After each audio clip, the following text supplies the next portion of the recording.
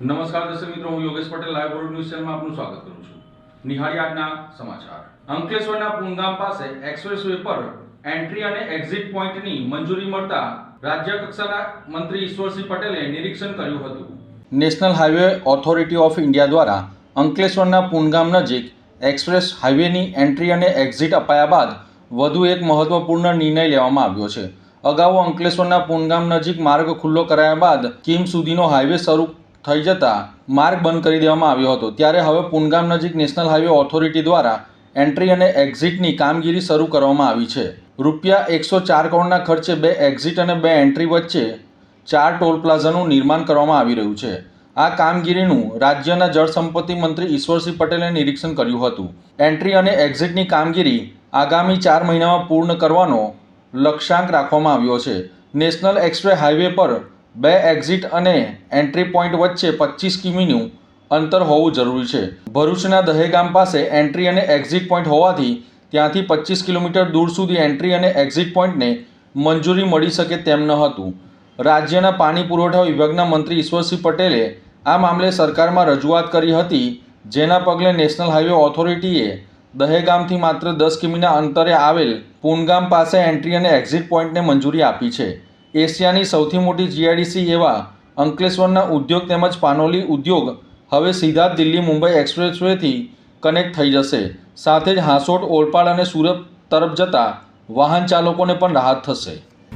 આદરણીય દેશના યશસ્વી પ્રધાનમંત્રી આદરણીય શ્રી નરેન્દ્રભાઈ મોદી સાહેબ, દેશના ગૃહમંત્રી આદરણીય શ્રી અમિતભાઈ શાહ સાહેબ અને કેન્દ્રીય માર્ગ મકાન મંત્રી આદરણીય શ્રી નીતિનભાઈ ગડકરીજીના સાનિધ્યમાં આ નેશનલ હાઈવે 4 એટલે કે ભારતમાલા દિલ્હી મુંબઈ એક્સપ્રેસ વે જે બની રહ્યો છે, એમાં જનરલી 25 કિલોમીટરે એન્ટ્રી એક્ઝિટ આપતા હોય છે. પરંતુ ગુજરાત સરકારની અંદર પણ રજૂઆત કરીને આદરણીય મુખ્યમંત્રી શ્રી ભૂપેન્દ્રભાઈ પટેલ સાહેબને અને આદરણીય ડેપ્યુટી મુખ્યમંત્રી શ્રી હર્ષભાઈ સંઘવીજીને રજૂઆત કરતા અને આદરણીય ગડકરીજીને રજૂઆત કરતાં એમણે 25 કિલોમીટરની જે એમનો ક્રાઇટેરિયા હતો એ તોડીને આપણને ભરૂચ દહેગામ ખાતે અને અંકલેશ્વર પૂનગામ ખાતે એટલે કે માત્ર 8 થી 10 કિલોમીટરના ગાળાની અંદર આપણને એન્ટ્રી એક્ઝિટ આપી છે. એનું પણ કામગીરી ચાલી રહી છે. આમાં ડ્રાઈવર કન્સ્ટ્રક્શન કંપનીએ આ કામ રાખેલ છે. એમાં 104 કરોડના ખર્ચે 2 એક્ઝિટ અને 2 એન્ટ્રી અને 4 જેટલા ટોલ ટેક્સ બની રહ્યા છે. 4 મહિનાની અંદર કામગીરી પૂર્ણ થયેથી આ વિસ્તારના Ankleshwar GIDC, Pandoli GIDC, Jhagadia GIDC, Valia, આ તરફ હાંસોદ, અંકલેશ્વરના ગામડાઓ અને ઓલપાડ તેમજ સુરતના લોકોને પણ આ એન્ટ્રી એક્ઝિટ મળવાથી તમામ લોકોને લાભ થવાનો છે. જે આમ ફરી જવું પડે તેની જગ્યાએ પહેલાં જે દહેગામ પાસે ઉતરતા હતા અને દહેગામથી ભરૂચ સિટીમાં થઈને અંકલેશ્વર સિટીમાં થઈને પૂનગામ આવતા લગભગ 1.5 થી 1.5 કલાક થતો હતો. આ માત્ર 8 થી 10 મિનિટની અંદર અહીંયા ઉતરી જવાય છે, જેના કારણે ડીઝલનો બચાવ થવાનો છે. લોકોને આર્થિક રીતે પણ ખૂબ એનો લાભ થયો. ત્યારે હું આ તબક્કે આદરણીય પ્રધાનમંત્રી શ્રી અને આદરણીય ગૃહમંત્રી શ્રી, આદરણીય માર્ગ મંત્રીશ્રીને હું ખૂબ અભિનંદન પાઠવું છું. અંકલેશ્વરના નોગામાં સ્થિત નાગતીર્થ રોકડિયા હનુમાન મંદિરે હનુમાન જયંતીની ભવ્ય ઉજવણી કરવામાં આવી હતી. અંકલેશ્વર તાલુકાના નોગામા ગામ પાસે પ્રાચીન શ્રી નાગતીર્થ રોકડિયા હનુમાનજીનું મંદિર આવેલું છે. આ પ્રાચીન મંદિર ખાતે શનિવાર અને મંગળવારના રોજ હજારોની સંખ્યામાં ભક્તો દર્શનાર્થે ઉમટી પડે છે. ત્યારે મંદિરના ટ્રસ્ટી મંડળ દ્વારા હનુમાન જયંતી અને રામજી મંદિરના બીજા પાટોત્સવ નિમિત્તે વિવિધ ધાર્મિક કાર્યક્રમોનું આયોજન કરવામાં આવ્યું હતું.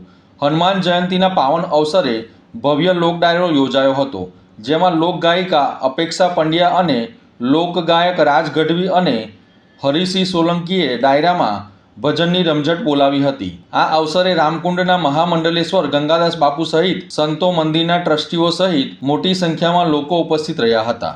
અંકલેશ્વરના આઇકોનિક માર્ગના કામમાં ગોબાચારીના આક્ષેપો રફીક ઝઘડિયાવાલાએ લગાવ્યા હતા.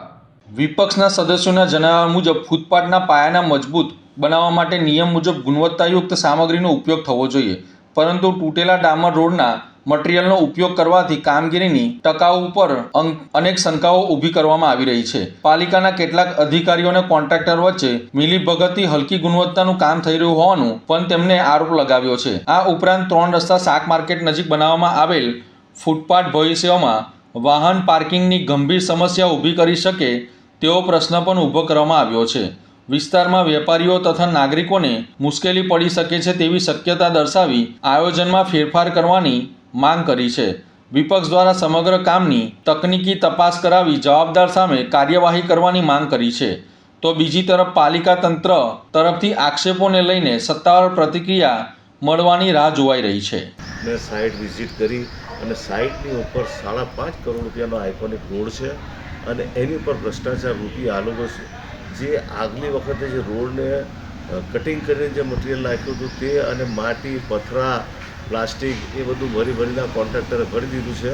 ખરેખર તો આની અંદર જવાબદારી પીએમસીની અને સિટી સિવિલ એન્જિનિયરની બેની જવાબદારી ઊભી થાય.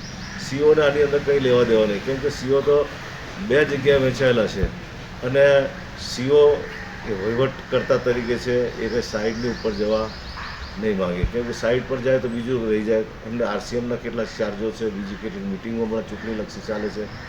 હવે આની અંદર તો ખરેખર તો પીએમસી જ્યારે ફી લે છે તો પીએમસીએ ધ્યાન આપવું જોઈએ અને કોન્ટ્રાક્ટર આવું મટીરિયલ નહીં વાપરવું જોઈએ. અને ખરેખર આવું આ લોકો ફૂટપાથ આગળ ભરી દીધું છે અને એ ગેરકાયદેસર છે, ભ્રષ્ટાચાર છે, 100%નો ભ્રષ્ટાચાર છે કે પેલું મટીરિયલ ભરેલું છે. જ્યારે ફ્રેશ મટીરિયલના પૈસા નગરપાલિકા ચૂકવતી હોય તો આ લોકોએ કામગીરી કંઈ કરવી જોઈએ, ફ્રેશ મટીરિયલથી જ કરવી જોઈએ નહીં. એવું થોડું જ કચરો લાવીને મૂકી દેવાનું, ખાલી દેખાવા માટેના ખાડા ખોદવાના, દેખાવા માટેનું કટિંગ કરવાનું. હવે આની ઉપર એક યક્ષ પ્રશ્ન એ ઊભો થાય છે કે ખરેખર શું આ લોકોએ જે નિયત કરેલું ખોદકામ કર્યું છે? 5.5 કરોડનો આઇકોનિક રોડ અહીંથી ભરૂચી નાકા સુધી લઈ જવો કે ભરૂચી નાકાથી આગળ, કે જેની અંદર જો તમે આઇકોનિક રોડ કાઢવા જાઓ તો 3 રસ્તા સર્કલથી તમે જમણી બાજુ વળો તો ક્યાં બનાવશો ફૂટપાથ? આ ગાડીઓનું પાર્કિંગ ક્યાં રહેશે?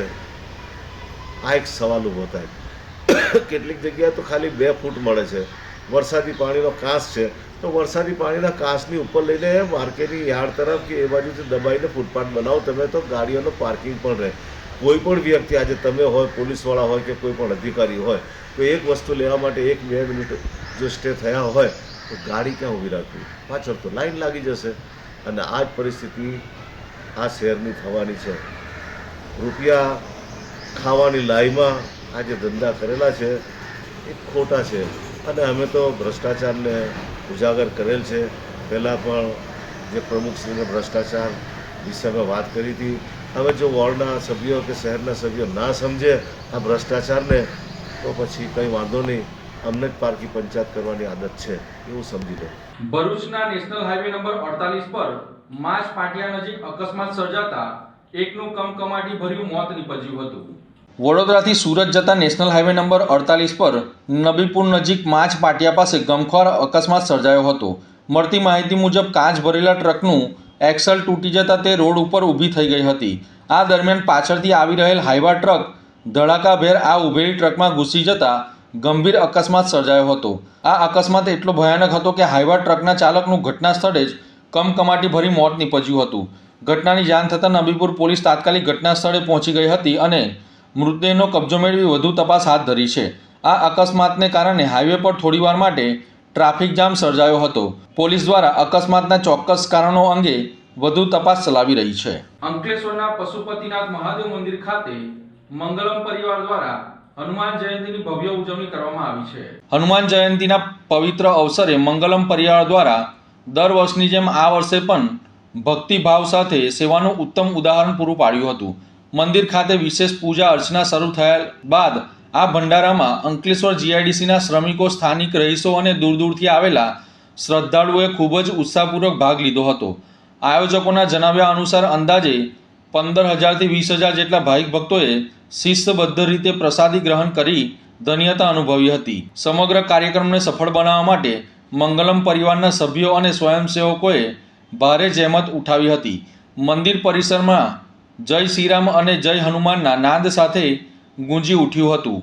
ઉનાળાની ગરમી હોવા છતાં ભક્તોમાં ઉત્સાહમાં કોઈ કમી જોવા ન મળી હતી. મોડી સાંજ સુધી ચાલેલા આ કાર્યક્રમમાં ભક્તિમય વાતાવરણ શાંતિપૂર્ણ રીતે સંપન્ન થયો હતો. સ્થાનિક અગ્રણીઓએ મંગલમ પરિવારની આ સેવાકીય પ્રવૃત્તિને બિરદાવી હતી. અંકલેશ્વરના ગોલ્ડન પોઈન્ટ ખાતે એલઈડી સ્ક્રીનનું લોકાર્પણ કરવામાં આવ્યું હતું. અંકલેશ્વરના ગોલ્ડન પોઈન્ટ ખાતે આધુનિક એલઈડી સ્ક્રીનનું ભવ્ય લોકાર્પણ કરવામાં આવ્યું હતું. અંકલેશ્વર ઇન્ડસ્ટ્રીયલ એસોસિએશન દ્વારા શહેરના વિકાસ અને આધુનિકરણની દિશામાં વધુ એક મહત્વપૂર્ણ પગલું ભરતા ગઈકાલે તારીખ 1/4/2026ના રોજ સાંજે 3 કલાકે ગોલ્ડન પોઈન્ટ ખાતે નવનિર્મિત LED સ્ક્રીનની ઉદ્ઘાટન કાર્યક્રમ રાખવામાં આવ્યો હતો. આ પ્રસંગે GIDCના RM વિકાસ પટેલ, નોટિફાઈડ ચીફ ઓફિસર ચિંતન પટેલ, AIAના પ્રમુખ વિમલ જેઠવા, નોટિફાઈડ બોર્ડના ચેરમેન પ્રબોધ પટેલ તેમજ AIAના માનદ મંત્રી નિલેશ પટેલ વિશેષ અતિથિ તરીકે ઉપસ્થિત રહ્યા હતા અને તેમના વરદ હસ્તે આ ડિજિટલ પ્રોજેક્ટનું લોકાર્પણ કરવામાં આવ્યું હતું. ડિજિટલ કમિટી ચેરમેન યોગેશ પટેલના માર્ગદર્શન હેઠળ તૈયાર થયેલ આ આધુનિક LED સ્ક્રીન આગામી સમયમાં ઉદ્યોગ જગતની માહિતી, સામાજિક જાગૃતિના સંદેશો અને સરકારી યોજનાઓના પ્રચાર માટે એક સબળ માધ્યમ સાબિત થશે. ઉદ્ઘાટન પ્રસંગે અંકલેશ્વર ઇન્ડસ્ટ્રીયલ એસોસિએશનના બહોળી સંખ્યામાં સભ્યો અને અગ્રણી ઉદ્યોગપતિઓએ હાજરી આપી કાર્યક્રમને સફળ બનાવ્યો હતો. આજરોજ તારીખ 1/4 એપ્રિલ 2000ના રોજ હનુમાન જયંતિના આગલા દિવસે આપણે GIDC ખાતે એક LEDનું લોકાર્પણ કરવા જઈ રહ્યા છે. આજથી 10 થી 12 વર્ષ પહેલાં મારા મિત્ર સ્વર્ગસ્થ જયેશભાઈ પટેલ અને અમે ઘણીવાર નવરાત્રિમાં સાંજે બેઠા હોય ત્યારે ડિસ્કસ કરતા કે વિમલ આવું કંઈક આપણે કોલોનીમાં કરવું જોઈએ. તો અત્યારે તો આપણી વચ્ચે ઉપસ્થિત નથી, પણ એમનું એક ઈચ્છા હતી. એ વસ્તુ આજે અમે GIDC, નોટિફાઈડ અને અંકલેશ્વર ઇન્ડસ્ટ્રીઝ એસોસિએશનના સહયોગથી આપણે કોલોની ખાતે આ એક નજરાનું લોકાર્પણ કરી રહ્યા છે, જેની આવકથી નોટિફાઈડને ખર્ચો આપતા જે કંઈ બી આપણને ઇન્કમ થશે એ કોલોનીના વિકાસ માટે અથવા સોશિયલ વર્ક માટે વપરાશે. ધન્યવાદ. અંકલેશ્વર ઇન્ડસ્ટ્રી એસોસિએશન અને નોટિફાઈડ એરિયા ઓથોરિટી અને GIDCના સહયોગના પ્રયાસથી આજરોજ આ સ્ક્રીનનું ઓપનિંગ કરેલું છે. આ સ્ક્રીનથી અહીંયા નાના જે વેપારી મિત્રો છે એમને એડવર્ટાઇઝમેન્ટ અને એમની બ્રાન્ડ પ્રમોશનનો આ એક મોટો એમને અવસર મળશે. સાથે સાથે આપણી GIDCની શોભા એક ડિજિટલ યુગ પ્રમાણે એક સારું એવું રિપ્રેઝેન્ટેટિવ થશે અને આ સ્ક્રીનથી જે કંઈ પણ ઇન્કમ થશે તો આવનારા ભવિષ્યમાં આના જેવા ઘણા બધા પ્રોજેક્ટ ડિજિટલ યુગને સાર્થક કરીએ એ પ્રમાણેના પ્રોજેક્ટો શક્ય બનશે. આભાર. તો આ હતા આજના સમાચાર. નવી ઘટનાઓ સાથે ફરી મળીશું. ત્યાં સુધી જોતા રહો લાઈવ ગ્રુપ ન્યૂઝ ચેનલ. નમસ્કાર.